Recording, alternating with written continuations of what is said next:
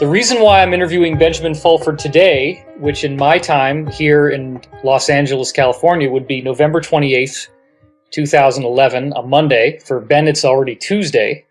The reason why we're doing this interview is that Ben has been talking for a very long time now about a counterinsurgency against what I lovingly call the Old World Order, which is a melange of international characters that started out with an Asian secret society. For those of you who don't already know, I'd like to establish some of his bona fides so it doesn't sound like he's tooting his own horn here. But Ben was the Asia Pacific bureau chief for Forbes magazine. He has a long history of professional, credentialed academic journalism. And as you can find out from many other interviews that he's done, some of which are on my site, he got involved into a world of intrigue when he started to trace where the money was going from the Japanese economy. He realized the economic stimulus that could be generated to the world was not being used for anything that was positive, and it seemed like a lot of money was disappearing. And that investigative trail actually led to him getting death threats and getting drawn into an Asian secret society as a counterbalance against the Old World Order guys who also tried to silence him and bribe him by offering him, I forget, Ben, was it an ambassadorship they wanted to give you or something like that? Well, they offered me at one point the job of finance minister of Japan. Right. They also, believe it or not, offered me General Electric and General Motors. Really? Well, yeah. Like you would be the CEO or something? Yeah, and I guess I'm the chief shareholder. Okay. The problem, of course, is I had to go along with their plan to kill 4 billion people. It's a classic sell your soul to the devil situation. Right, they just need to lighten the load and get rid of some surplus. That's how they like to talk about it. Well, they want to save the environment and get rid of the useless eaters, yeah? Exactly. So, look, man, I've been on the internet since 1996. I've had my own public presence since 1998. And I watched you ever since you came out. And I noticed right off the bat, I believe you emerged in like 2007. Was that correct? Something like that? Yeah, it must have been around that time. Yeah. Because I'd been researching a lot of stuff before then, but I didn't feel it was safe to go out in public because I knew they would kill me. Yeah. And it wasn't until I got protection that I was able to come out and start saying this stuff. Right, and it is true that within Japan, you are a best-selling author. You've sold, how many books do you have in print, and how many units have you sold? I don't know, more than 30 books, and I don't know, more than maybe 1 million in all. I haven't kept track. But so 30 titles is very substantial. You are fully bilingual. Nobody can challenge that because there's plenty of videos they can watch of you talking fluently in Japanese. I have seen endless iterations of every type of hate comment that somebody would lob at you. And the most frequent one is that they just can't wrap their head around the story. They think that it's too implausible that these Asian secret societies would contact you. But I see that because you're bilingual and because you are a credible financial journalist who then became a best-selling author and quite renowned for these, as you're saying, 30 books that you have in Japan, there's no other gaijin, or that's the word they use for foreigner. There's no other gaijin in Japan. There's no other white guy out there that I'm aware of who's doing what you've done. So who else would they have chosen for something like this to try to bridge over to the Western world? Sure, look, what you have to realize is that there's a couple of reasons why I fell into this particular niche. One is that I wrote a lot of stuff that if I had been a Japanese journalist, I would have been killed for. Oh, really? But because I was a foreigner working for a visible magazine like Forbes, I was off limits. And this is stuff that would have rattled the chains of the government, or stuff that would have insulted the emperor? What are we talking here? I'm talking, in essence, I'm talking about the secret colonial government here. In other words, right. They've been using a network of North Koreans and gangsters and bribed the Japanese. And they've been using bribery and murder to make this country a colony that only is an independent country on the surface. Now, I want to get back to that, but briefly... Okay, but let me just tell you how I got involved in a really short summary. Basically, I started writing books in Japanese, and this was what year approximately? I guess the ones that really caused troubles came out around 2006, and basically saying, you know, the 911 stuff that was uncovered by many researchers in the West. So this was before you ever appeared on Rents or anything in the West? Yeah. Okay. And then I had a book out in Japanese that pointed out that SARS was a bioweapon that was designed to kill non-Caucasian people. For those who don't remember, SARS is the bird flu.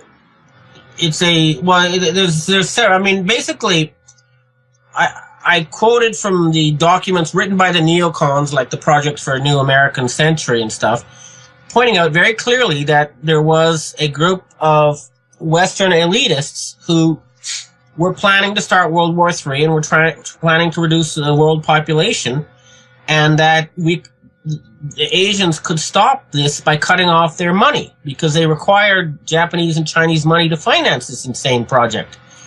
And an order came out in the Japanese underworld to have me killed, okay? And the South Korean... That's understandable if you start putting your finger in... The South Korean secret police then told the Chinese, and the Chinese sent a secret society to offer me protection. And that's how I became involved in a world I never even knew existed until that time. I mean, if you'd talked to me before that about Freemasons and stuff, you would have got a nervous giggle and a shrug. And that's about it, you know? Right, it's a funny handshake, and they give money to charity and da-da-da-da. You know, but But the other thing is, of course, the Chinese themselves had eavesdropped, you know, one of the conferences at the Bohemian Grove, and they were fully aware of this plan to, you know, reduce the world population and start World War III, and were trying to stop it. And when they realized that I was being put on a hit list for trying to warn them of something they already knew about, that's how I got involved. Okay, one thing, as I'm talking to you, I'm also responding to the fact that when we've published articles in the past, we get 200 or 300 written comments on them, and I'm able to read what everybody says and the feedback that they have. And so I'm trying to speak not just for myself, but also for the collective. Now, one of the stumbling blocks that I think we've had in other interviews that people don't get clear on is when you say the Chinese, people naturally think of this repressive government that's like burning people's houses down in Tibet, is restricting YouTube and restricting freedom and won't let people march on Tiananmen Square, and is basically just this human rights crushing monster. Okay, I guess I made a mistake when I said Chinese. Okay. I should have said Asia, okay, because this transcends China. It involves Indonesia, the Philippines, Thailand, Japan, Taiwan, Korea. It's a pan... In fact, it goes right to the group of non-aligned nations. It's a 77-nation group that included places like Yugoslavia. So it was wrong of me to call it the Chinese. It's an Asian secret society, okay, not a Chinese secret society. What would be the relationship between this Asian secret society and the current communist government of China? Believe it or not, the old royal families of Asia decided that communism would be the best way to modernize China. Okay. So that behind and above the communist government in China and the mainland, the government in Taiwan, you'll find an old group of families whose connections go way beyond temporary political structures.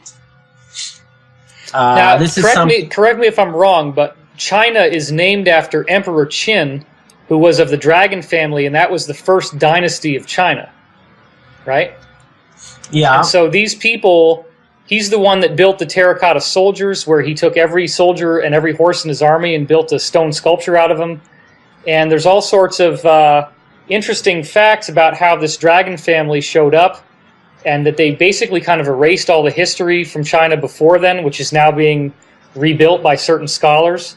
But that basically, these Asian secret societies appear to be dynastic. They've largely been behind the scenes.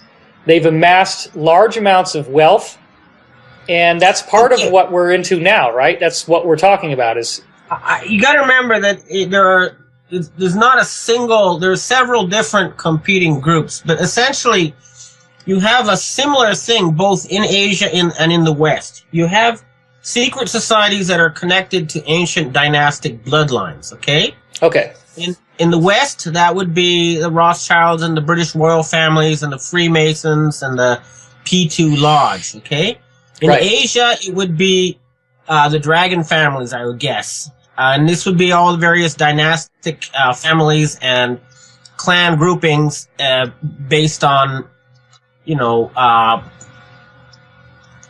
family ties. But in the West, you had a different group that and it's confusing because there's several groups that call themselves Illuminati, but there's a group that has contacted me, and they've proven to me they're connected to various agencies as well as international drug smuggling rings, okay? Okay. But they claim they started the French, American, and Russian revolutions, and that they are opposed to bloodline rule. And in the same way, the Asians have a secret society that's also based on meritocracy, and they're also opposed to bloodline rule. And this would be a group that, the Chinese triads and the Japanese Yakuza groups and these various other secret groups in Asia have strict rules against nepotism. So the son of a gang boss could never take over his father's gang. And these are linked to martial arts societies and also chambers of commerce. There's no clear line between like an official chamber of commerce and outlaw gangsters being chased by the police. It's a gray zone with light gray and dark gray. Okay. So what I'm saying is that you have both in the West and in the East, you have meritocratic secret societies and bloodline secret societies. Right. Okay?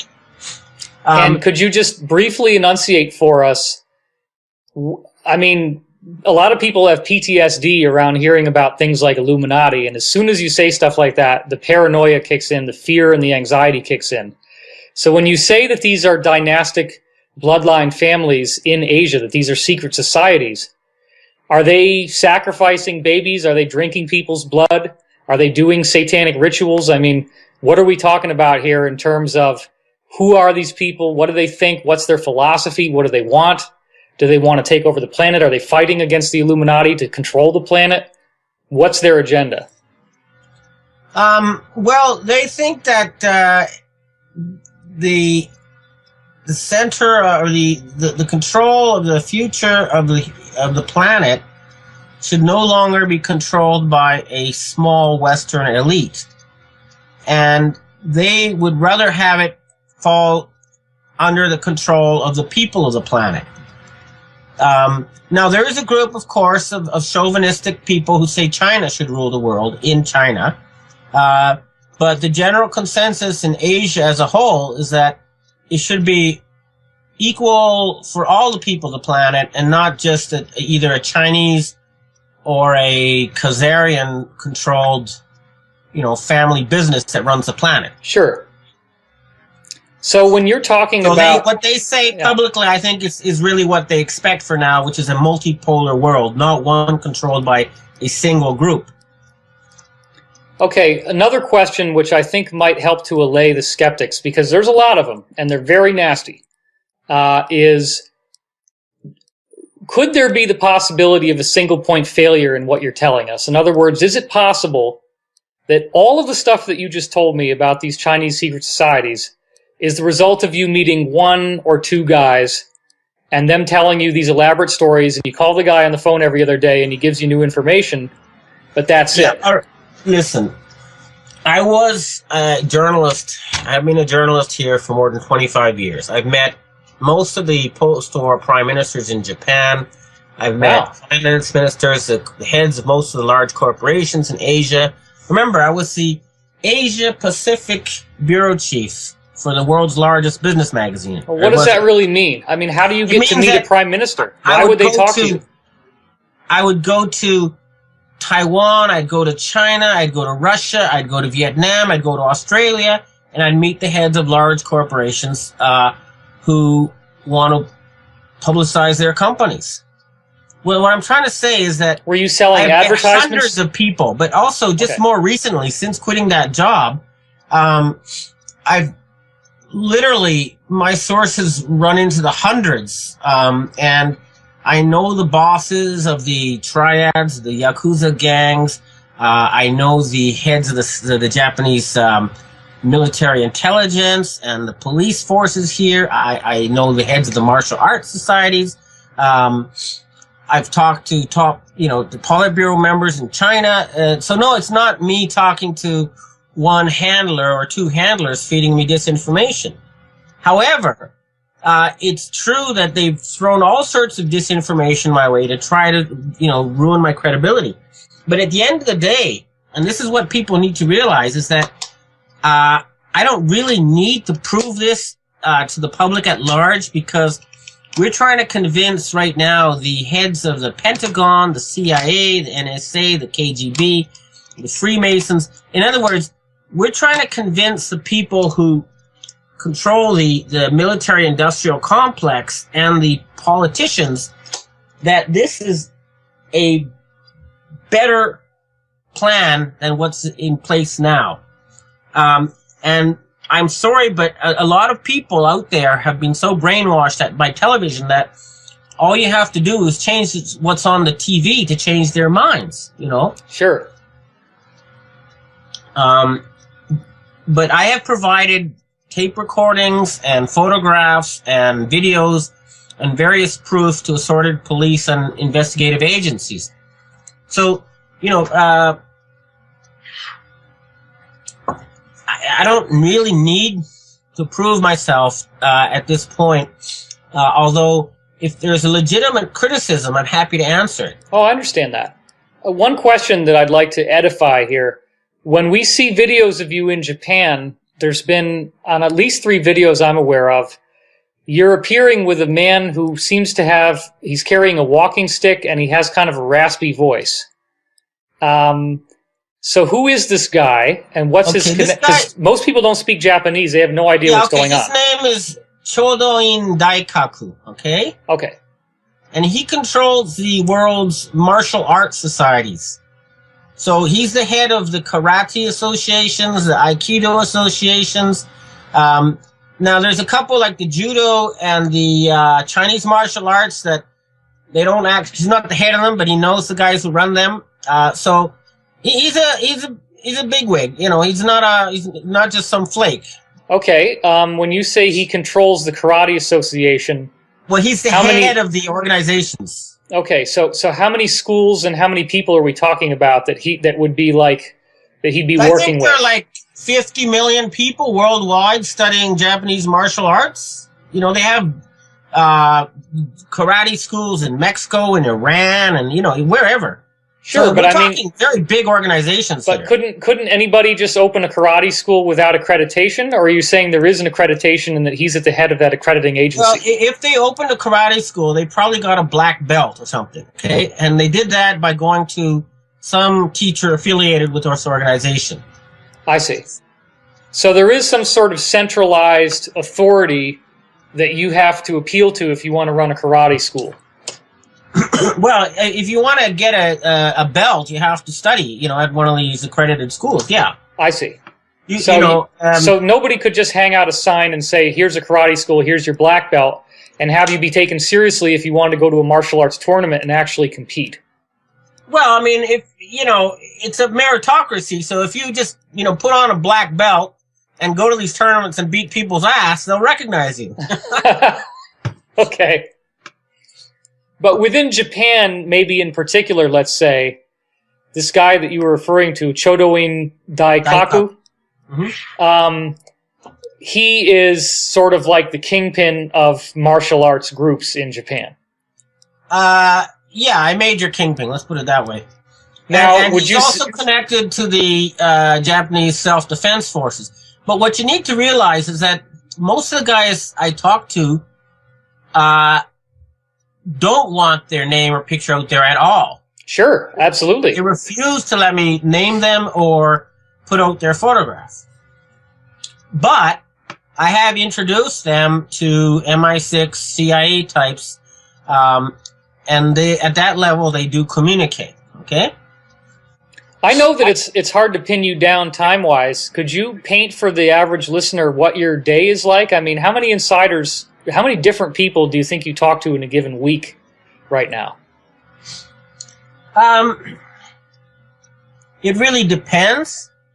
But basically, what happens now is I talk to people who are connected to large organizations. Okay. So I have one guy I talk to who I know has strong Pentagon CIA connections. Okay. And then there's another guy I talk to who's definitely Rothschild MI6 connected, British royal family type. Okay. And I've confirmed independently these people that, you know, through multiple sources that they're real. Okay. Sure. And then there's another guy who I talked to who would be connected to the Japanese right-wing groups as well as the Asian secret societies. And then there's this Chodoin guy I talked to. And then less often, for example, I talk to senior people of the Japanese gangs like the Yamaguchi-gumi or the Inagawa-kai or the Sumiyoshi. And there's a guy I talked to who's a KGB Serbian intelligence type I talk to quite regularly. From Russia or from Serbia? He's from, well, originally from Serbia. Okay, I should say more than that. Right. I don't want to betray your sources at all, so, yeah. But for example, I know I've gone out drinking with the wife of Prime Minister Kan Naoto many times. She lives in my neighborhood. Wow. There's a lot of people I know. So, there has been, though, and I'll mention this, there's been a very, very intensive campaign to make me seem like a flake. Sure. And they have a book about as thick as a phone book, a file on me. And they, first of all, they tried to kill me. And then when they realized that there was protection behind me, and that would mean whoever ordered the kill would be killed themselves in retaliation. The next, they tried to drive me into bankruptcy by blacklisting me. And when that didn't work... Well, hold on. What do you mean blacklist? Okay, I used to have regular TV shows in Japan, and I had... Oh, you did? Oh, yeah. I'm a big primetime shows, and I was able to... Like on publish, NHK or what network? NHK had a 20-minute special on me in prime time. I had various networks. But the point is, I was also able to publish stories in places that major Western media, but... You know, I got put on a blacklist. Around what time was that? What year? That would happen, I guess it started around 2005, 2006 after I left Forbes and started writing stuff about 911. Yeah. That would be about it. So 9/11 was your first major book that you put out? Was that was your first book? Magazine articles, and then I was holding press conference at the Foreign Correspondents Club, explaining why I was writing about 911. You know, just trying to get publicity in the Western media, and that's when I realized that either they were scared of losing their jobs, or they were working for some agency and only pretending to be a journalist. And that the media was controlled. I mean, I already knew it was controlled, but I didn't know how thoroughly controlled it was until I had press conferences about 911 and presented the evidence. And people like the New York Times correspondent telling me that he would be fired if he wrote about this. You know. So your opinion about 9/11 is obviously not Arabs with box cutters. What could you synopsize what was your conclusion that got you in so much trouble? You're obviously not supporting the official dogma around 9/11? Well, I think the short story is that it's that slogan. It was an inside job. The problem, the evidence is overwhelming, that it wasn't done by a small group of Saudi terrorists with box cutters. But the problem that most people encounter is that if it wasn't, then the implications are so mind-boggling because it involved such a large amount of people and so much planning and so many insiders that people go into a state of denial. Such a conspiracy was too large to be possible. And they just, their minds shut it off. Well, I also, my major in college was psychology, and I went through a suicide hotline internship, so I have the equivalent of master's just from education. And we learned, especially in crisis counseling, we learned about PTSD, post-traumatic stress disorder. Yeah. And what it turns out is that when somebody's been traumatized heavily, they create a dissociative partition in their mind. It's like a separate personality that handles the trauma. Yeah. And they get very defensive. And typically, if you tell them information that brings up that PTSD, that triggers their trauma, they will attack the messenger because the trauma is so severe that they will do anything not to actually re-experience it.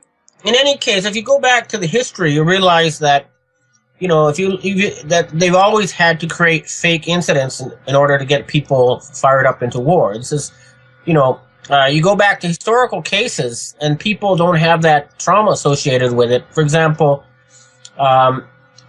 if you look at why the Spanish-American War started, you'll realize it was a fake incident, the blowing up the ship, the Maine, right, and blaming it on Spain. Nice headline rhyme there, eh? Yeah. And then 7 years later, they say, actually, we blew it up ourselves, Right. Well, if you were at the time saying it was done by the Americans, they would have lynched you on the street, You mentioned a mind-blowing piece of information about the Titanic. Yeah, that was, remember a book came out a year before about a ship called the Titan that sank on its maiden voyage, and right. They got rid of, in one fell swoop, about 600 industrialists who were opposed to the taking over the Fed, and J.P. Morgan was saying, hey, let's all talk about it while we cross the Atlantic, and of course he missed his ship at the last moment, and they were prevented at gunpoint from boarding the lifeboats, Well, there's a lot of stuff that's going to come out, but the conclusion I've reached, and it's really quite mind-boggling, is that the story goes back to Sabbatai Zev, a self-described messiah of the Jews who lived in Turkey about 300 and some years ago. Mm-hmm. And he said he was the messiah, and that it was the job of the Jews themselves to carry out the prophecies of the Torah, and that we shouldn't wait for God to do it. Mm. And the Sultan of Turkey had him called up and said, if you really are the Messiah, then do some miracles, and if you can't, either you to convert to Islam, or we'll execute you. And so he couldn't perform the miracles, so they pretended to convert to Islam, and instead they worked on subverting the Turkish government from within, and that was the Young Turks eventually. But the Rothschild family... Did that become the Ottoman Empire, or is that something different? That was what undid the Ottoman Empire. Gotcha. That became Ataturk. Ataturk was one of their members, okay? The founder of modern Turkey. Yeah. There's hundreds of pages and documents and stuff to back up what I'm saying. I'm not just talking out of the side of my mouth here. Right. But the point is that the Rothschilds liked this idea, and so you had this group, this about 1 million member sect, that believes the prophecies are inevitable, they can't be stopped, and they're actively working to carry them out. Mm. This is the really mind-boggling part of it, because it's just, it's just too big and too ridiculous for most people to comprehend, but the evidence is overwhelming. And the point is that these prophecies call for, at the end of they call for a huge battle between two great nations, Gog and Magog, Armageddon. Right. And that 90% of humanity would be killed in this battle, and then the remaining 10% would be enslaved by the Jews, who would each have 2,800 slaves. You remember, I've got Jewish ancestry on both sides, so I'm not... Well, this is not mainstream Jewish thinking. This is this particular sect, okay? Right. Which would be Sabbatean Jews? Yeah, Sabbateans, okay. I call them. Okay. I don't even call them Jews, because their belief system isn't really Jewish. Right. You had Israeli newspapers, okay, and they tried to set up this war between the Soviet Union and the West, which would have done that, and they almost succeeded during the Cuban Missile Crisis. And I happened to be living in Cuba at the time, by the way. I was just a baby. Wow.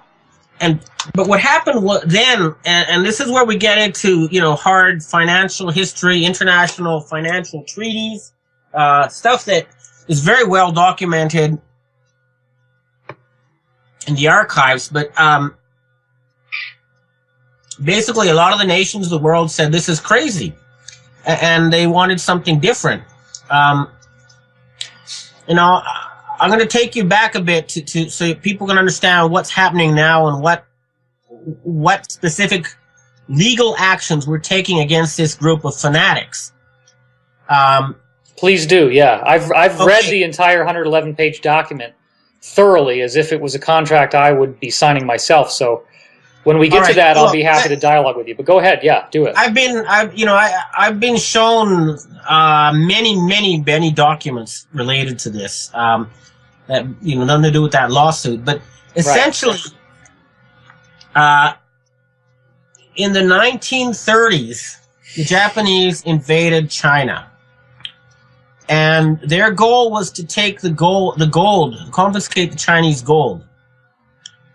And were they still was Japan at that time trying to create what they called the Greater East Asian Co-Prosperity Sphere? Or yes, but Japan was also still linked to the British. It's complex. But essentially, there was conflicting groups with conflicting goals. You got to remember that it's not a monolithic story. There's different actors with different agendas. Well, Japan was medieval up until 1877 when Captain Morgan, stormed the Japanese shore with gunboats and basically said "Westernize or die." And then Japan went into an extremely rapid, almost unprecedented industrial growth after that. Well, it was. It wasn't a Captain Morgan, but anyway,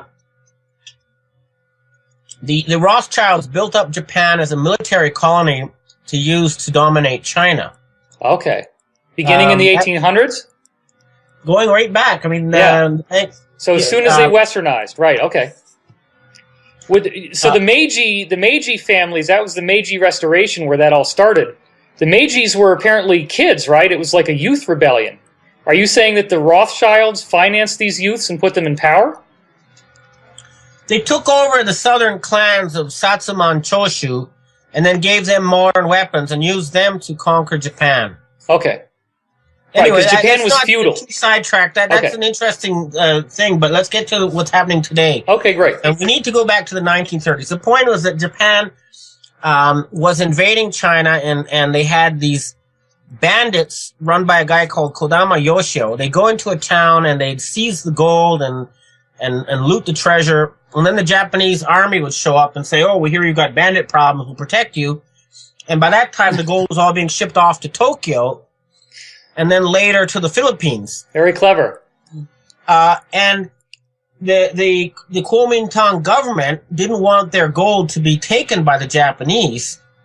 And in 1938, 7 U.S. warships filled with Chinese gold and silver, and a lot of the gold was sent out before, too, going back to the 1920s, was sent to the United States.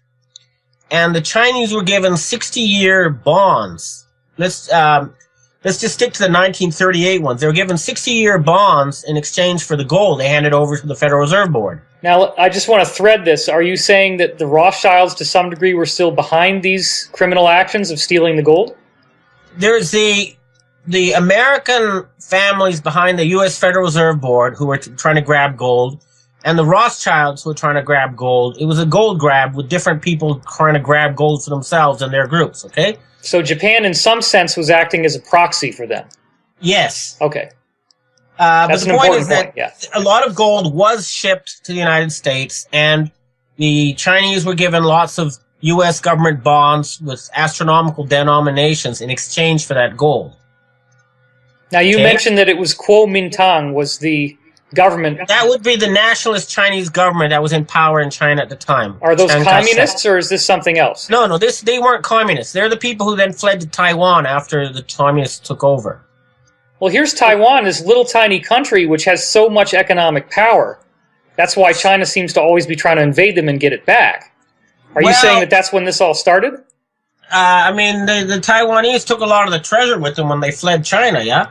Okay. They have a museum, the museum in Taiwan, which is very famous. And there's some hills behind the museum. And every year, they change the display in the museum, okay? They've been doing that for 50 years, and they haven't even begun to make a dent in displaying all the treasures they have hidden in those hills. My goodness. You're saying these are subterranean vaults inside the hills? This is the ancient imperial treasure of China, okay? Wow. But that's just one of the many treasure hoards that are out there. Where did China get all this gold? What? Are you saying that, was this like from the Mongolians? Where did all the treasure come from in the first place? Did they conquer people and get it that way, or what? Okay, well, for example, if you look at the old archives and history books, you'll see the Romans were buying silk and ceramics and spices from the Chinese and paying for it in gold. Oh, my God. And so were the Spaniards. When they took all the gold they stole from the Aztecs and the Incas, and they spent on Asian stuff. Okay? Oh, my God. So about 85% of the world's gold ended up in Asia over the past thousands of years. I'm really getting it now. This is amazing. Okay. Go ahead. And so part of what World War II was about was a grab for this gold. All right? Wow. But do they have military fortification around these hills in Taiwan? I mean, obviously, they would have to guard that very extensively if you're saying there's that much assets there. Yeah. Sure, and their big plan for when China invades is to scoot out the backside with all their gold. But anyway, getting back to the thread. Right, so the Kuomintang fled China to Taiwan. All right, but what happened was the Western powers, the Western oligarchs, let's call them, their plan was to take all the gold out of private hands in the world. And what time frame are we in now? 1938? This is starting in the 30s. Remember, 1934, Roosevelt banned the private ownership of gold. Right, allegedly due to the Great Depression and the need to... And the Jews didn't want to give up their gold. That was one reason why they were rounded up and sent to concentration camps. And the Asians didn't want to give up their gold. That's why they sent the Japanese army to come in and take it, you know? Okay. All right, so they wanted because the Federal Reserve wanted to... I mean, the basic idea was Roosevelt said, everybody who's... I mean, because some people may still not know this if they're that ignorant, that the Federal Reserve confiscated everybody's gold. Even if you had it in a safe deposit box in the bank, they looted your safe deposit box and they took your gold away, correct? Yeah, they're doing that now, too. Really? If you have gold in a safety deposit box and they haven't taken it yet, get it out. It's ASAP. Wow. Anyway, let's go back to the history. Okay. 1944, they had the Bretton Woods Agreement. And at this agreement, a gold-backed international financial system was set up. And most of the gold that would not be being controlled by the Western powers was removed from the market. How do you mean removed from the market? You mean it wasn't... It was blacklisted and hidden in caves or buried in the sunken ships in the bottom of the ocean. Okay? Wow. Now, so you're saying that meant that equity did not count towards whatever currencies were created worldwide? No, it was taken off market. This is a question of control. So, for example, the Thai royal family had lots and lots of gold, and they're not allowed to cash that. Even to this day. The same with the Persian gold, which was shipped to Taiwan when the Shah of Iran fell, or shipped to Thailand when the Shah of Iran fell. But again, let's try to get to the thread. Let's try to stick to the plot here. Understood. We'll go back to this stuff later. So, 1944, Britain, France, and the United States were given a 50-year control over the global financial system. Okay? 50-year mandate. And they were supposed to develop and modernize the planet. However, the Roosevelt, it turns out, was poisoned, killed. He didn't just die, okay? And there was a fascist coup. And the military-industrial complex guys basically wanted, instead of the development of the planet, they wanted this Cold War between the Soviet Union and the West, which was part of this Gog-Magog plan, you know? Right. And in 1955, the non-aligned nations, that's a 77-nation group, including China, Indonesia, Yugoslavia, they all, India, you know, they all said, look, this is crazy. We don't want to be part of this Cold War. And they had the historical rights to most of the Asian treasure. Were most of the Asian countries represented in the non-aligned nations? Oh, yeah. I mean, pretty well all of them. How about South America? South America, yeah, a lot of the countries are there, like Brazil, were a part of the non-aligned nations. Okay, how about Africa? Well, Africa was still a proxy colony. Look, you'd have to go back to the point is, there's 77 nations. I don't have the list in front of me now. Okay, that's fine. But it included most of the people on the planet, just not the Soviet Union and North America, the European peoples, basically. Right. And they said that they wanted to finance a Marshall Plan for Asia and Africa to modernize these regions. This is the non-aligned nations that wanted this. Yeah, and they pooled their treasure to finance this. But you said this is illicit black market. There's an international treaty that people who doubt me can look up. It's called the Hilton Green Memorial, okay? Right, I've seen you talking about that. Yes, well, this was a treaty where they wanted to finance a Marshall Plan for developing Asia and Africa and the rest of the world. And they had as their asset base these blacklisted gold funds that were in Thailand?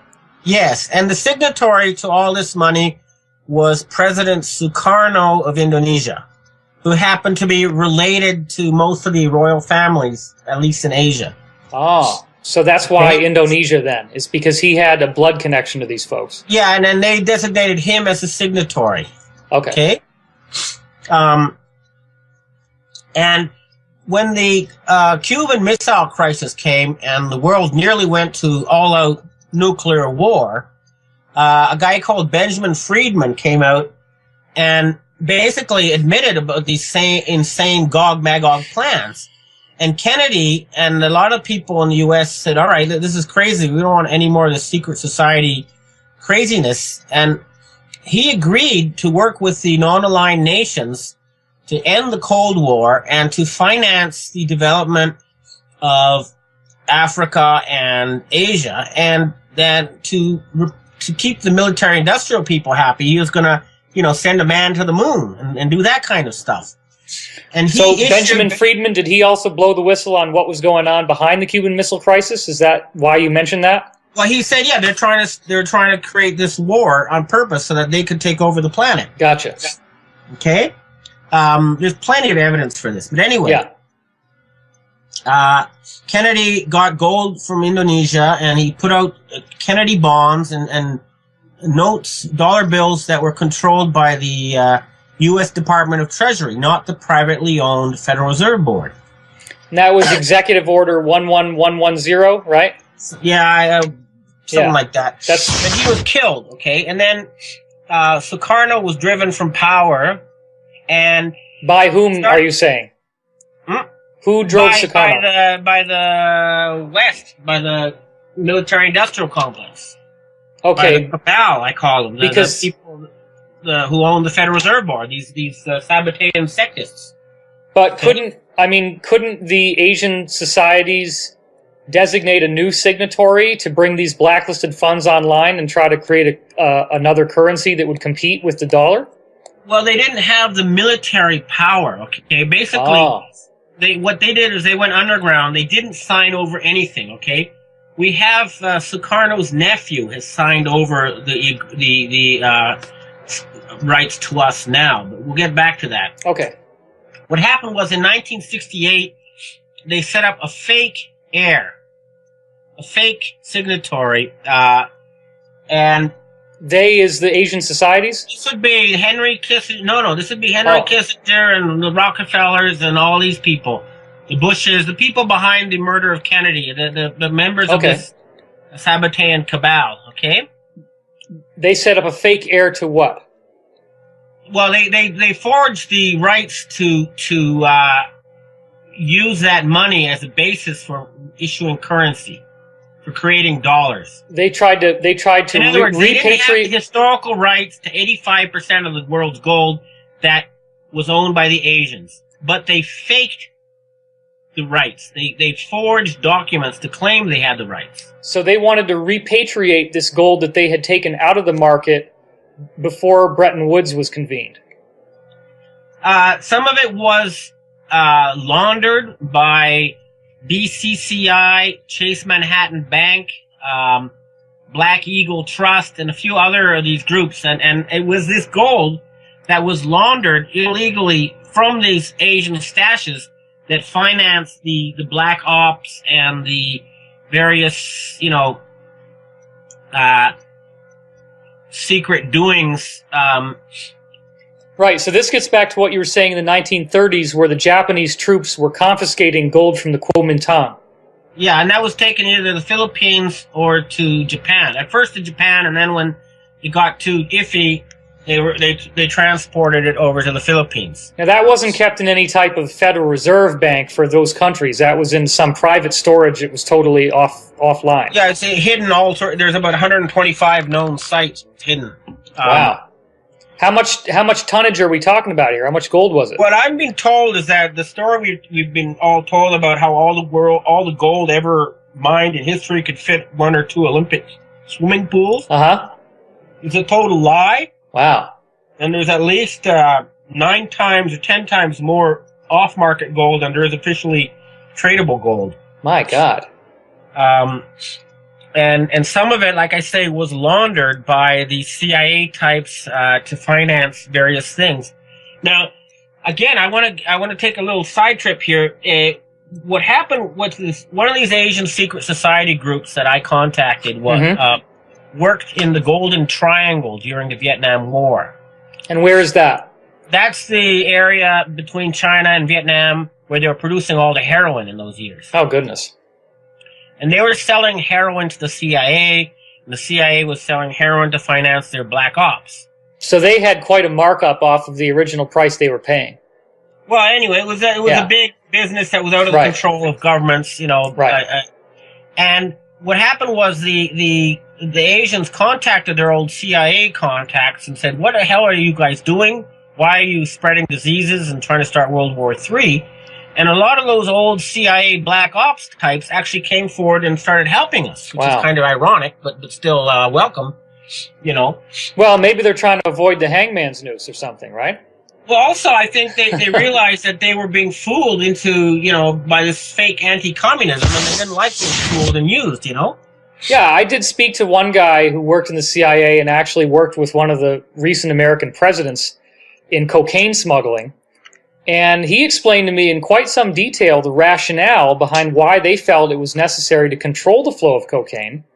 And they have all these rationalizations about, we don't want people to die from bad cocaine, and if we can control it, then we know exactly where it's going. These Swiss bank accounts with all this money, Right, exactly. Which helps kind of lubricate your conscience a little bit, but still. Anyway, let's get back to the main flow. So in 1994, the Bretton Woods mandate expired. And you said it was a 60-year commission that was started in 1944. Yeah, the 50-year commission. 50-year, okay. And before that, they stole the money from the foreign holdings, the dollar holdings of the Soviet Union. I'm sorry, I want to ask you one dumb question, though. You're saying 1944, but it's my understanding World War II didn't end until 1945. Yeah, but the Bretton Woods Conference was in 1944. They already knew what was going to be the result. So, I see. Okay.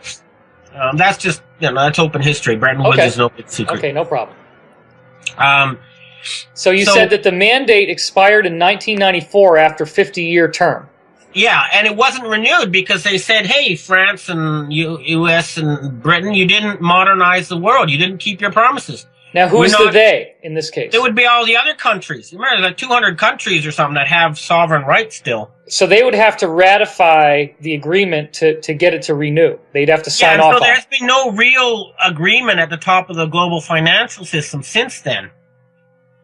And so then the only reason why it hasn't changed any faster is they don't have the military muscle to do anything about this. Well, that's what part of it. And Clinton, President Clinton, he started. These guys were thinking, to hell with it. We're just gonna start World War III and get ourselves out of this mess by killing everybody. And Clinton started off by allowing 100 times leverage. Like gambling 100 times. So $1 you could buy $100 worth of tickets. Right. And if it goes from $100 to $200, then your $1 is multiplied 100-fold. Anyway, they turned the financial system into extreme gambling. Were they using these confiscated gold accounts from the Kuomintang to back that up? Or it was all backed up. They didn't have any legal backing anymore, but they were going ahead with it anyway. Now, what happened was, in 1998, the Chinese, they sued the Federal Reserve Board. They said, hey, you've got to give us back our gold. We have these contracts. We gave you the gold. It was 60 years is up. Give us back the gold. Why would they have waited 4 years? Why 1998? That was 1938 was when the 7 ships loads of gold was sent to the United States from China. Oh. Okay, there were many shipments, but this is in 1938, 7 battleships, U.S. battleships, evacuated Chinese gold from China to the United States to avoid it being taken by the Japanese.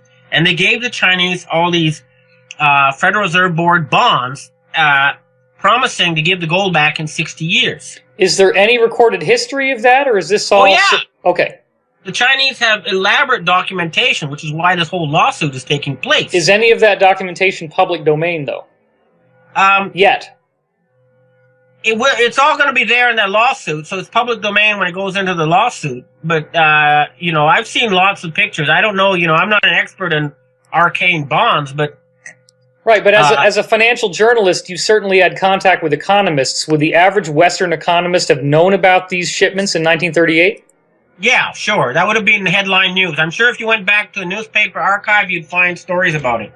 Terrific. Okay, great. Okay, this is something you could find, because just go to an archive. I'm sure you'll find stories about Chinese gold being evacuated. So this was done by the U.S. military to protect the Kuomintang gold from the Japanese army. Yeah. Which was actually the Rothschilds. Well, let's leave that all stuff out for now. But the point is that in 1998 they sued the Chinese owners of the gold, sued the Federal Reserve Board and said, "Give us back our gold." The Federal Reserve Board people argued that they didn't have to give back the gold because they gave a bunch of gold to Chairman Mao in the 1970s when China renewed relations with when the United States renewed relations with communist China. But could you be more technical than what you said? A bunch? I mean, what are we talking here? 200,000 tons. Jeez, I believe. But that's 200,000 tons is not going to fill 7 battleships. Well, that's what I'm pointing. They lost the case. Right. The International Court of Justice said, you guys have to give back the gold you took.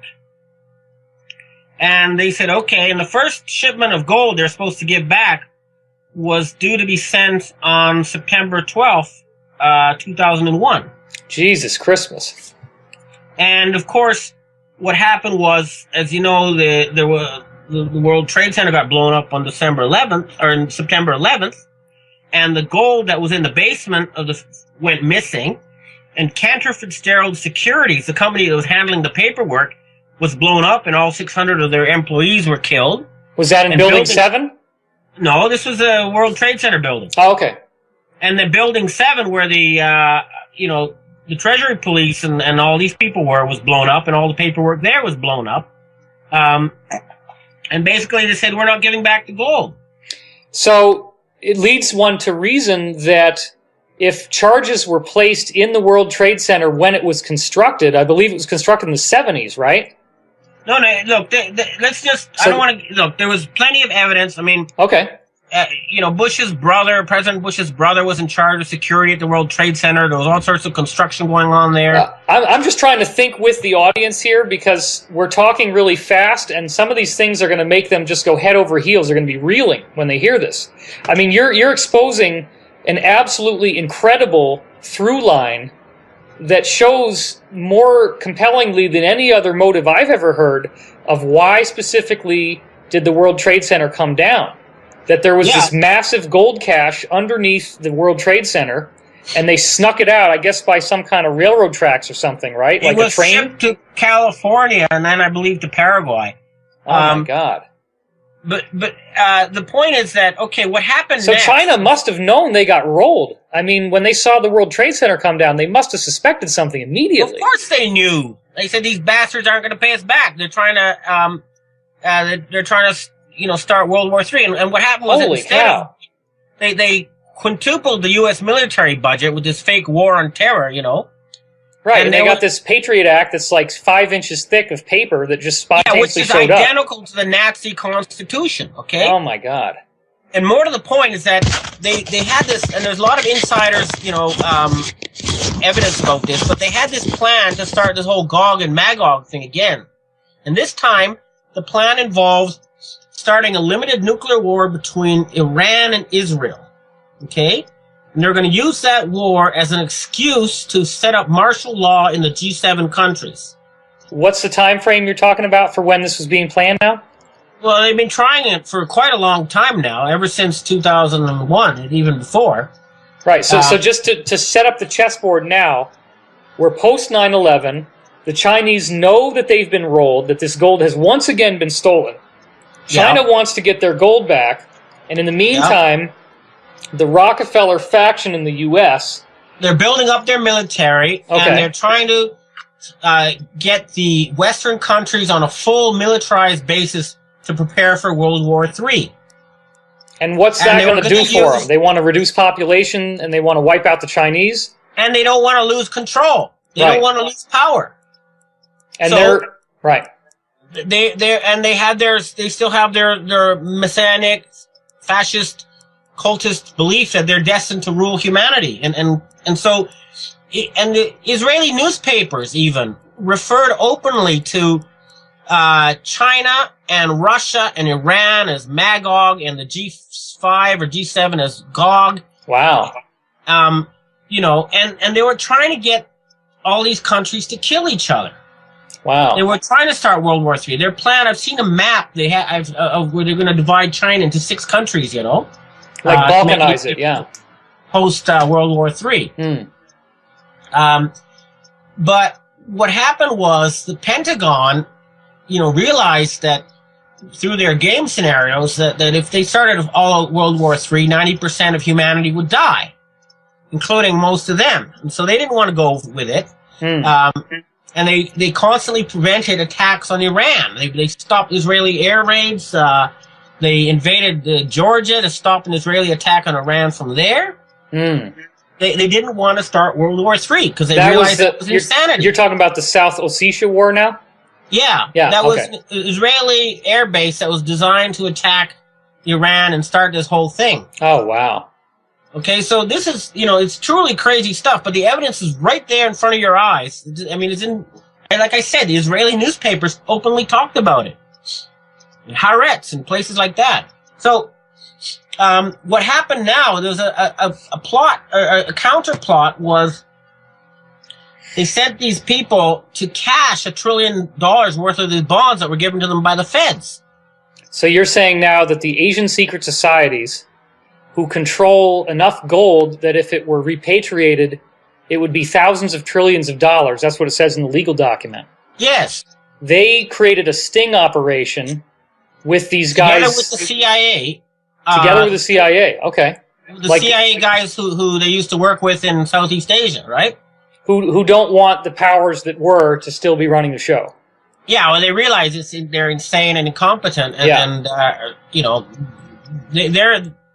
they were like one level below these guys and knew that they were crazy, you know? Yeah, now when we write this up and we have this all transcribed on my website, I'm going to embed videos for people and the original articles on Bloomberg.com that demonstrate the mainstream media to a limited degree, because hardly anybody would touch this story, saying that these guys were detained on the border in Italy, I believe, with $134.5 billion in 1934 bonds, right? Yeah. Okay. Now this is very important. There's a couple things you need to learn, let people realize when they try to create this information about this. Okay, great. Okay. The guys' names, I've talked to both of them, Yamaguchi and Watanabe. Okay. Watanabe. Now, I was involved because I called by the P2 Freemason Lodge. I talked to some of the Italian Treasury police who arrested it. First of all, they said that the bonds were forgeries, okay, but neither Watanabe nor Yamaguchi were arrested. They were let go. And then the Italians said that there was a trial, but there's no record of a trial, okay? There's no record of these bonds being officially confiscated, but we do have evidence that Prime Minister Berlusconi tried to cash them. And we do have, evidence that Ban Ki-moon, the head of the UN, came forward and said, we'll give you $100 million to go away and forget about this whole thing. Jesus. We have the Davos World Forum. In other words, we can prove that the head of the UN, the Davos World Forum, and Prime Minister Berlusconi, among others, were involved in this theft. And that is a provable case. It's not, these people were followed, they were recorded, they were videotaped. This is all provable in a court of law, which is why we went through a lawsuit. Okay, let's get one thing clear, though, and that is that these bonds were generated in 1934 by the Federal Reserve, but in 1934 they made sure that if China ever actually tried to use these bonds, that they would appear fraudulent when they were tried to be cashed. Yeah, there's a lot of, there's deliberate typos, and then the numbers themselves are astronomical. They don't, you got to understand that there's two financial systems in the world, okay? There's like the stuff that's on the books, and there, according to the official government statistics, world GDP is $63 trillion, right? Mm-hmm. And then we have these bonds which are supposedly worth $371 trillion. It just, there's a disconnect. What bonds are worth $371 trillion? The total amount held by the Dragon family, the 85% of the world's gold and treasure, that's how much it was assessed at. Okay, so this is the stuff that was blacklisted. Yeah, and the stuff that prior to Bretton Woods, nephew gave us power of attorney to sue over, And that power of attorney was given specifically to Neil Keenan, as cited in your document. Yeah, and Keith Scott. Okay. And that's just to say, hey, you guys stole gold and treasure that doesn't belong to you. And what makes his lawsuit scary to the people who run the financial system is that they have now the legal right to open what's known as a black screen. Now, a black screen, I had to, this is esoteric stuff, but basically, you got to remember that 95% of the money in the world exists only as numbers in a computer. Only 5% of it's in cash money, okay? That's like most people's bank account too, right? Unless you withdraw the money, it's just in a computer. Yeah, but otherwise what you get is a book entry with numbers, Sure. Okay, well these numbers, now there's high-level codes that allow you to punch in, like you go through the secret stuff, you punch in your access code and whatever, and then you type in like $1 billion and bingo, you've created $1 billion. Now that's a pretty nice little thing to have your hands on, and you can see why these guys don't want to give it up. These guys meaning the Western powers. Not the Western powers, but the Sabbateans who are above and behind the Western powers. I'm talking about the Rockefellers, the Rothschilds, and all these kind of people. So these black screens are part of the same financial system that was created by Bretton Woods. Well, it's the current version. It's the ultimate, high-tech computer network where the money is all supposedly hidden. Wouldn't there be some entity like the in charge at the top, and there was no agreement? Different groups started creating, ridiculous numbers. I've heard that there's now quintillions of dollars that they've tried to put into the system. I've heard that as well. 33 orders of magnitude more than there is real world economy, okay? So it's broken. The system has mathematically malfunctioned at the highest level. Now, one of the things that I've heard, this is an important point, some of the insider stuff I've heard, and I've never said this publicly before, but it's my understanding that as a result of Bretton Woods, central banks were forbidden from directly trading with one another. They had to have civilian intermediaries who actually were the bond holders, who actually kept the equity in their own private accounts. But part of Bretton Woods was that these people were supposed to deposit like 80% of the yield, as this money was created out of thin air, into humanitarian relief programs. Would you agree with that? I've heard something along those lines, and I know at least a couple of people who do this trading between governments. Right. One of like 20 people at the BIS who are authorized to do this stuff. Right. Talk directly to them. But yeah, the point is that, and here's the problem is that if they open these screens and we have the access codes now, they realize that the money wasn't used mostly for humanitarian purposes. It was stolen and used for military-industrial purposes. So when you say open the black screens, is that the equivalent of what you were calling the Book of Maklumat that came from Suharto in Indonesia? Well, the Book of Maklumat is one of several, physical account entries that would allow people to open up this can of worms and prove that money was stolen.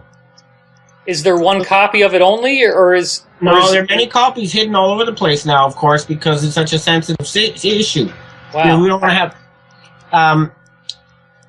but essentially... But who has the jurisdiction to go after these guys? That's one of the problems. That's the problem. We are in kind of uncharted territory because we don't have the structures right now. The United Nations is run by a bunch of gangsters. A lot of the world leaders have been bribed and blackmailed into obeying these people.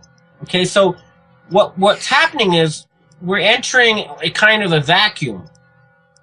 And we need to set up new structures, new systems, a new way of running the planet.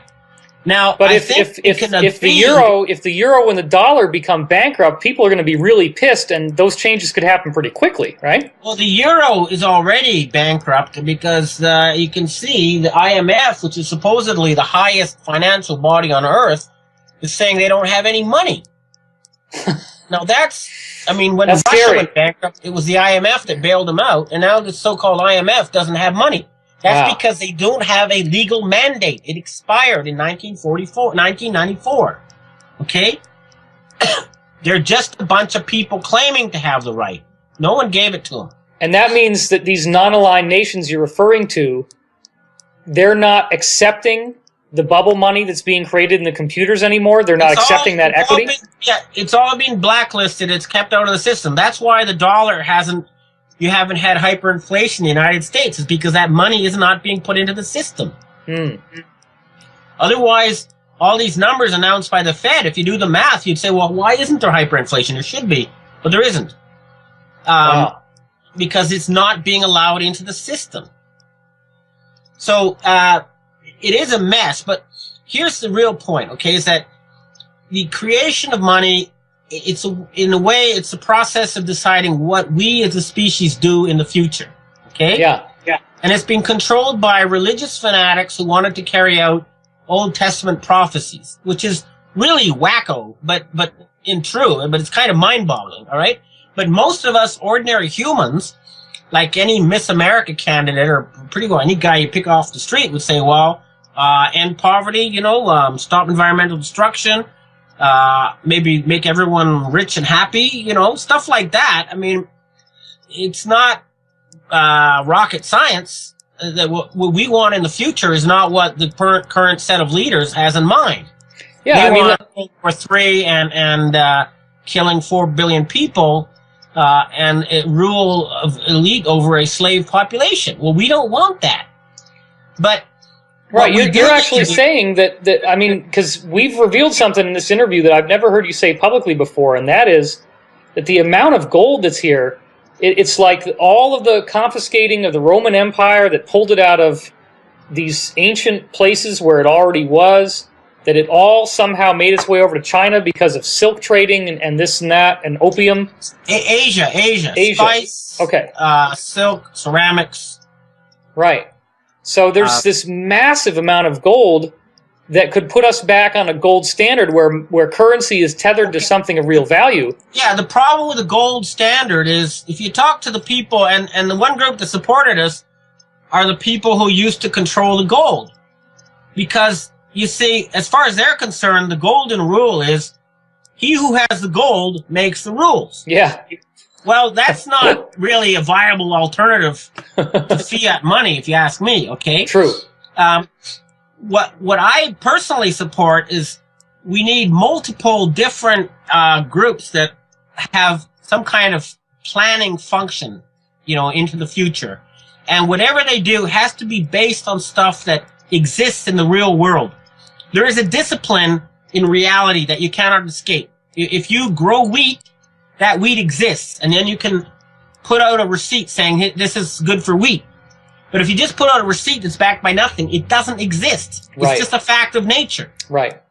And what I've supported, because I came here when, back in the 80s when Japan was #1 and it was the country of the future, and they had a system which I thought was the best we've seen so far on this planet. They had what was known as an economic planning agency.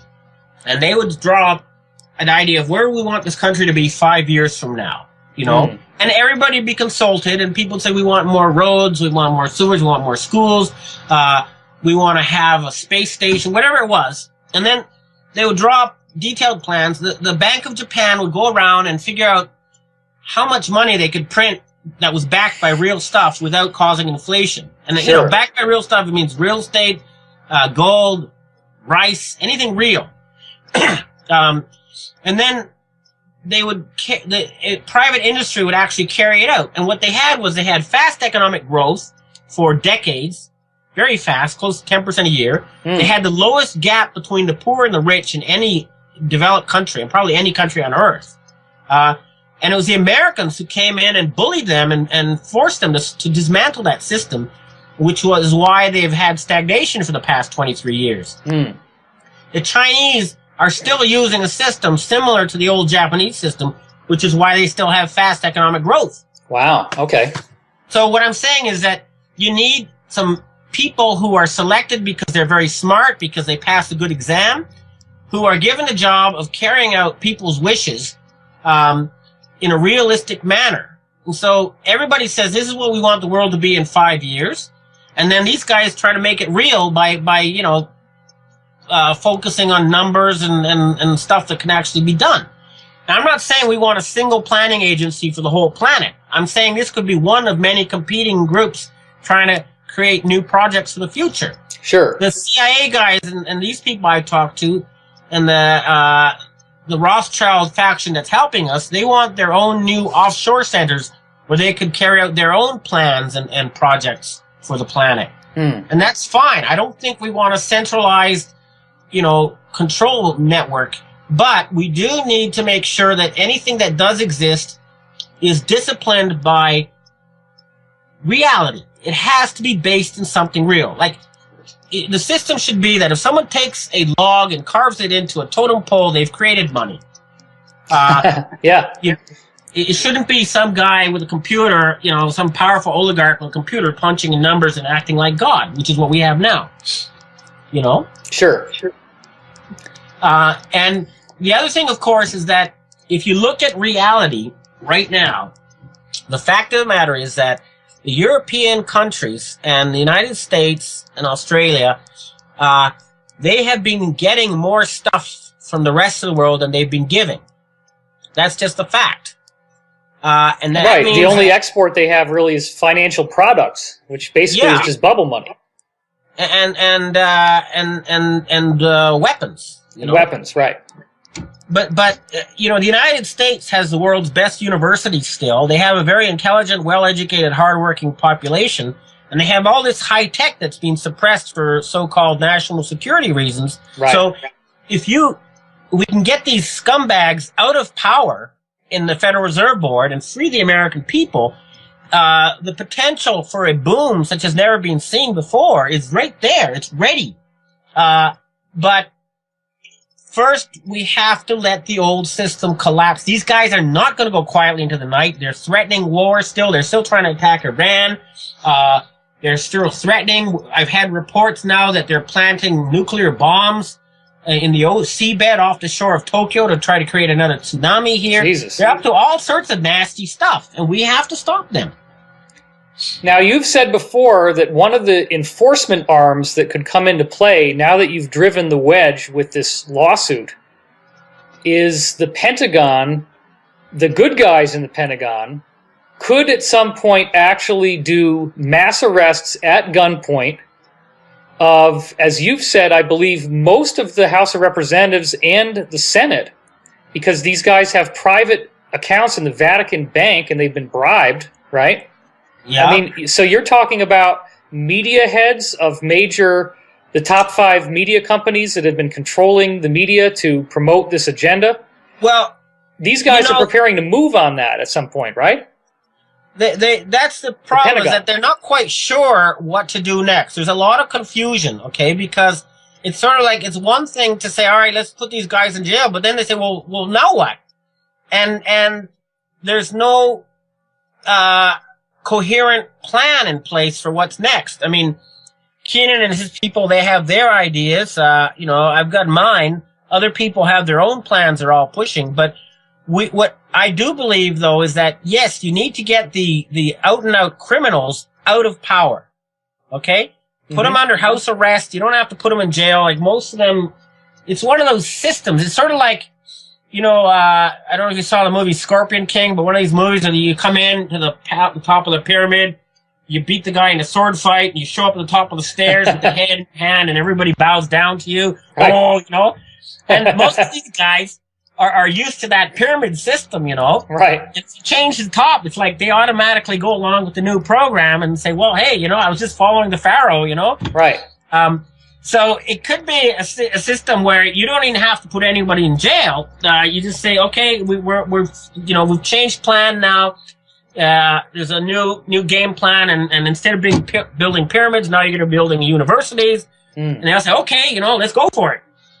So, but having said that, there are a lot of incompetent gangsters at the highest levels of power who shouldn't be there.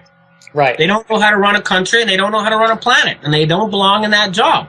And I mean Obama, among others. His record proves it. Well, I think he's folded way too many times to the pressure groups around him. Okay, he's a puppet. That's a fact of the matter. But the point is that what we do need is we need to have, as quick as possible, an open debate. We want to get everybody in on it. We don't want this, so that we can say, all right, what are we going to do next? It's one thing to get rid of the old system, but if you don't have anything ready in place, you end up with chaos, you end up with a loss of civilization, you end up with collapse of order, and that's one thing that we all agree we don't want.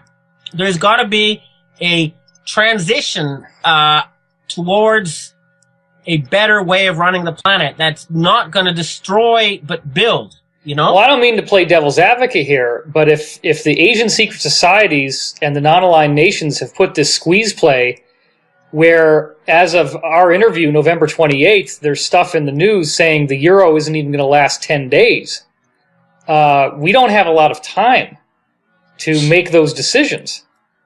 Right? Because people are going to start suffering when these collapses that you guys apparently have helped to engineer finally happen.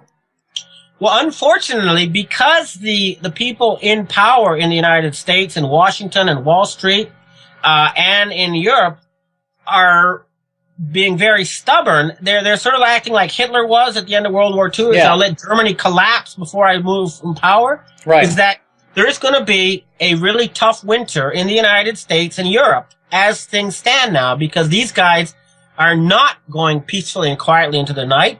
They're not accepting that we need a fundamental change in how we run this planet. And that is why it's going to be a tough winter unless you hurry up and get these guys out.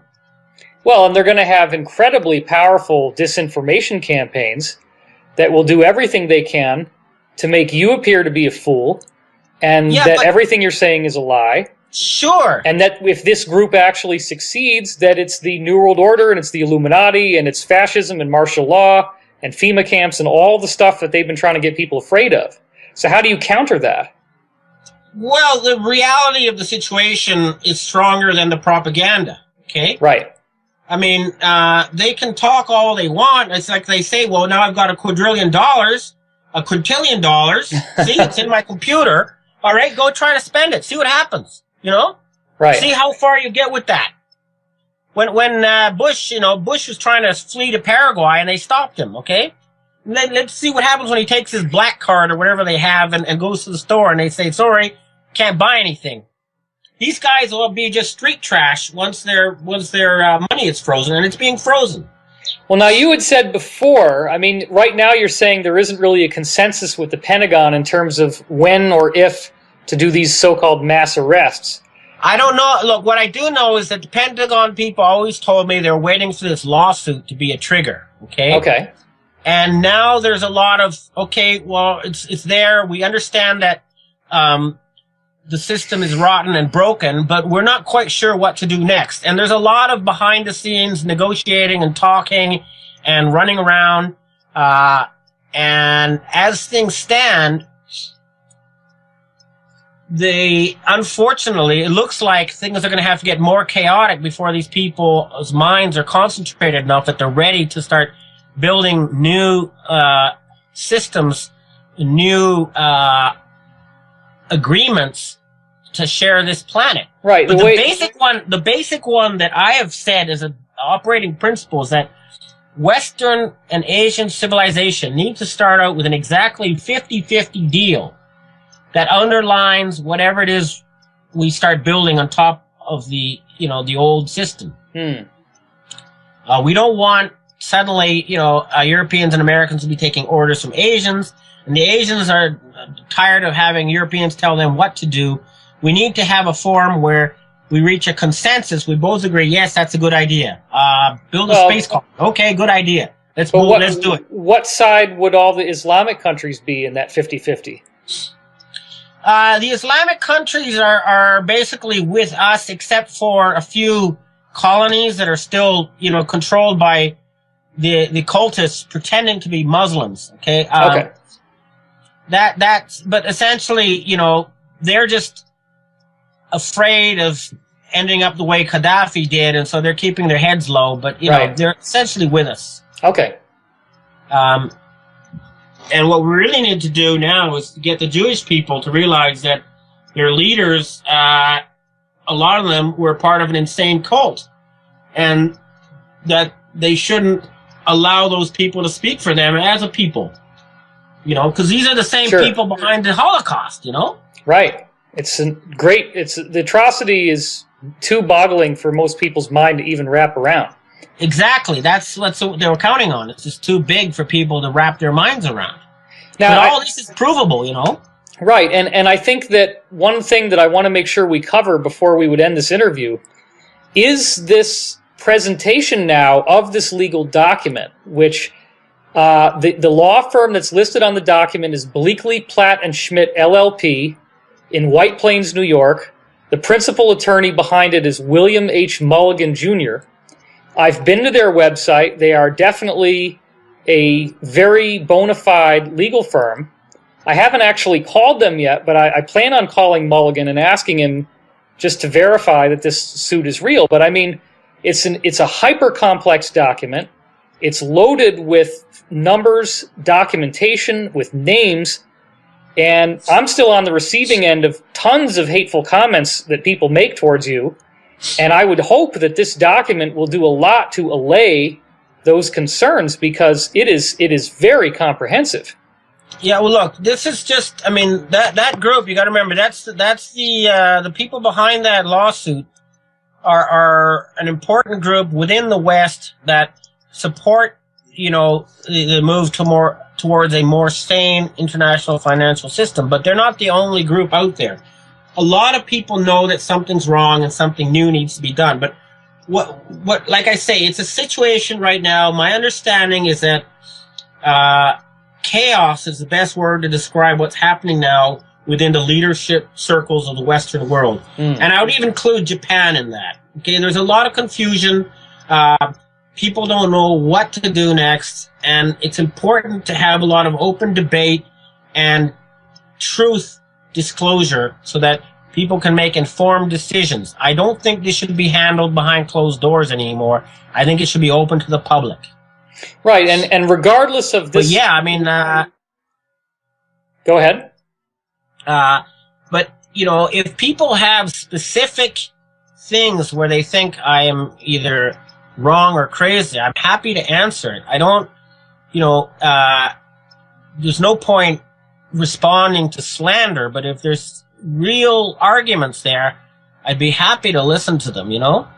Well, when I did my due diligence on the document, the biggest concern of mine, which I published on your forum, was that in Section 33 of the document, there is a series of 8 sentences regarding the World Economic Forum. And then I said, when I was concerned about whether the document was legitimate, I looked up World Economic Forum on Wikipedia. Yeah, and the sentences on Wikipedia were almost exactly the same as what's in the legal document.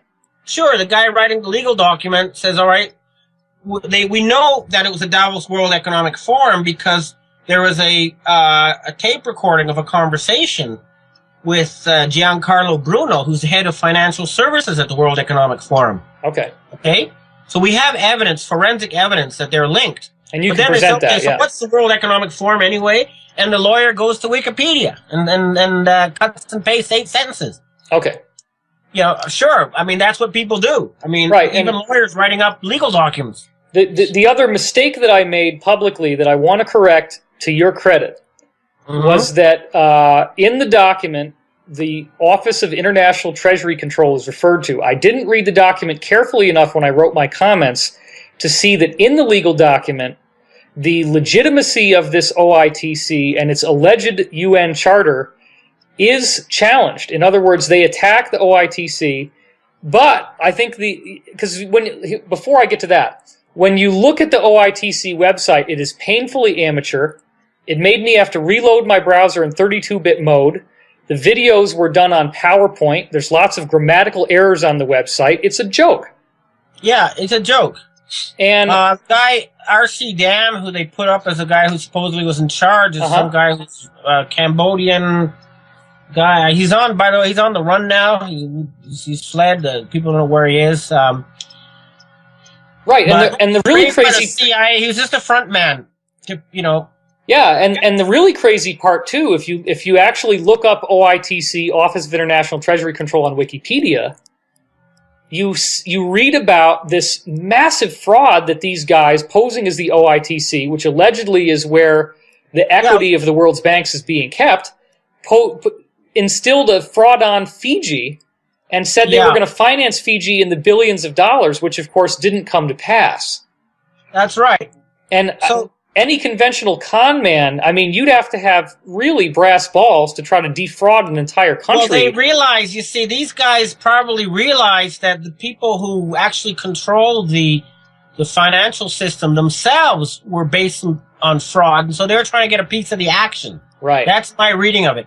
But what I do want to emphasize is that, you know, even though Keenan and Scott have power of attorney right now, they shouldn't be put in charge of the planet all of a sudden. You know, we need an open discussion involving lots of people, and that discussion is going to take place at the forum of 117 nations, the Monaco Accords, who have agreed to set up a new financial system, and we need to get the G5 nations and their satellite countries to participate in these discussions so we can, as quickly as possible, come up with new global structures to replace the corrupt and rotten UN, World Bank, BIS, and IMF with something more representative of the people on Earth. And I don't mean a global government. I mean a common set of rules for the planet, and we all share, the air we all breathe, the oceans we all use. Not some centralized New World Order control grid. All right? Absolutely. Now, is the Malaysian War Crimes Tribunal that found Bush and Blair guilty of war crimes, is that in any way related to this 117 Nation Alliance? It's just another sign that humanity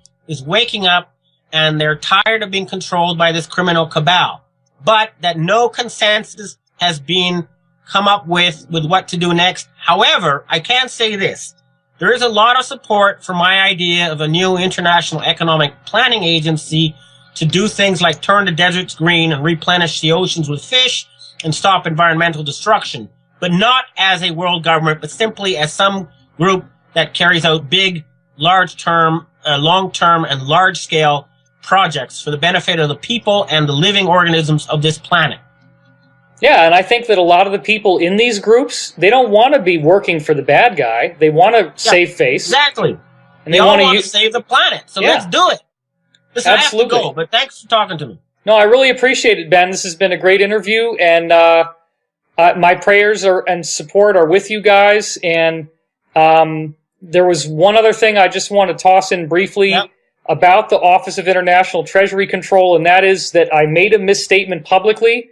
When I went back and read your document, the document clearly states that this was a fraudulent organization, but that the UN is at fault because they allowed this organization to continue to prosper without ever publicly refuting their alleged charter. Ban Ki-moon himself, the head of the UN, is using fraudulent documents as we talk to try to take over African countries, just like they're using the same fraudulent documents to try to take over Europe. My God. Okay? He's citing 7 families as his authority, and the 7 families, of course, are the 7 families that founded the Federal Reserve Board. Oh my God. And they have no authority. They're a bunch of crooks and gangsters. And we need to kick the bums out. All right? Thank you very much, Ben. I don't want to end on a bad note. What we really need to do is end poverty, stop environmental destruction, and create a wonderful new future for the planet and the species on it. Well, we're all behind you, and we look forward to the next update. Thank you so much, Ben. Thank you very much. All right, take care. Okay, this is David Wilcock, and after finishing my interview with Benjamin Fulford last night, I wanted to do my due diligence on this whole story. It's an amazing story. I know that many people have trouble believing in a story of this scope. I know that many people have trouble believing in Benjamin Fulford, even though, as we just established in this interview, he has impeccable credentials. He's met with prime ministers. He's met with many of the top people in Asian government, military, etc. All that being said, the proof in the pudding is in the eating. And if this lawsuit has been filed, then there are going to be telephone numbers on it, including the names of the law firms involved, and so forth. So what happened is I decided to take a risk in making this jump to actually try to find out if, in fact, this attorney, William Mulligan, and the firm that he claimed to represent, Bleakley, Platt and Schmidt, was real. What happened was I picked up the phone and looked him up on the internet, and there was a direct line that they gave. When I spoke to him on the phone, obviously I could hear his voice. He knew who I was. The first thing that happens, I pick up the phone, I call him, he says, "Oh, you're David Wilcock." I'm like, uh-oh. But I didn't know if this was fake, and I was going to explain myself and introduce myself, and he kind of cut me off, and then he says, I said, "Well, would you be willing to talk later?" And he said, "Perhaps." And it was a very stern perhaps, and then that was it. So now I had the voice. I didn't know if it was real or not. I sent him an email in which I said, "Look, if this is not real and you're being harassed and people are calling you, please let me know. I will nuke the story. I will go out there on my website and represent this as a fraud. Please let me know." Immediately after I sent that email, on my browser, through this little pop-up window that lets you send it right to him on the Bleakley, Platt and Schmidt legal website, I go back to my inbox. There's a brand new email that wasn't there but 30 seconds earlier before I had checked all my email right before I wrote the letter. I go back and I have a letter from an old-time friend and acquaintance, Kimberly Yeager, who's on with me right now. And Kimberly, your part of the story fascinates me because you send me an MP3 file that has the voice of the exact same guy I just was speaking to. And why don't you tell me yourself what happened from there? Okay, so what happened is that I've been following this story very carefully, and my husband is an attorney, so we immediately on Thanksgiving went to pacer.gov to look for the case. Right. But have since realized that it takes days for it to post. Right. But continued checking Pacer every day for the last couple of days, and this morning I asked him to check again, and he's the one who sent me the contact information of the firm. Okay. And so essentially I called and I left a voicemail, and then I also sent an email, and within minutes William Mulligan called me back. I have the caller ID on my phone from the same number. Wow. And he made the statement that you have the clip of that you can use. We'll post it in right now. So for the listeners who are listening, here we go. We'll roll the clip. Thank you, Mr. Mulligan. So if you would just answer my question, we would all appreciate that. Thank you. William Hughes Mulligan, Jr. I'm a member of the firm of Blakely, Platt & Schmidt, and yes, we filed the complaint on November 23rd, representing Neil Keenan, index number 11 Civ 8500. All right. Thank you very much. All right. Have a great day. You too. All right. Bye-bye. Okay, great. So he definitely confirms that this is a civil complaint that was filed through his firm and that the whole story is true. This is absolutely astonishing, utterly groundbreaking, world-changing information. This is probably the biggest scoop for a journalist covering this New World Order Illuminati story ever. I mean, what could possibly be bigger than this? This is unprecedented. Well, that's how I felt about it, and so I continued to follow it and got my own personal confirmation. And I also wanted to tell you that I did talk to him. I just hadn't made that statement. That's all I wanted.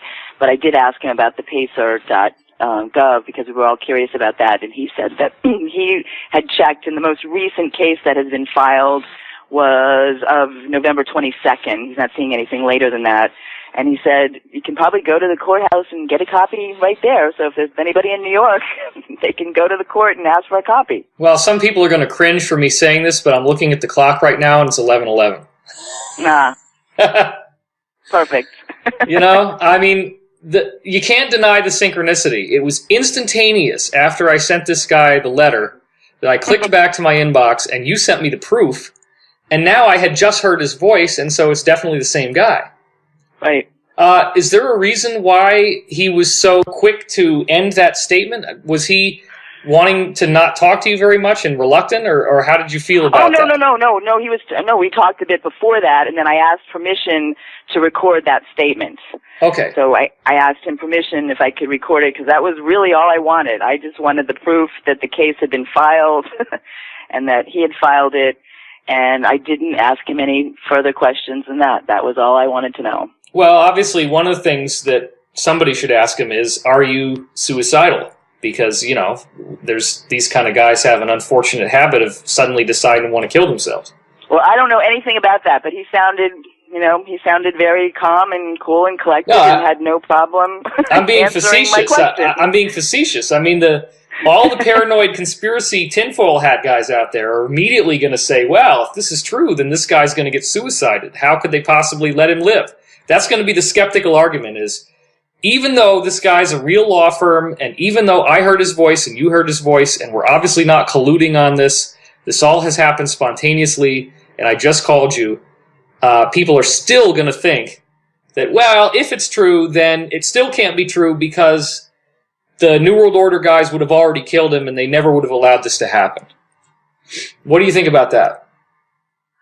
Well, I don't think that the attorney has anything to do with it. He's just doing his job. Right. Right, exactly. So he's just doing his job, and obviously he felt that he was willing to put his name on it. So, did he give you any other particulars about the case itself? What was the substance of the rest of your conversation? Like I said, I really only wanted to know if it had truly been filed, and I wanted the proof, and that was the best proof I could get. Okay. Well, Kimberly, I thank you for making this statement, and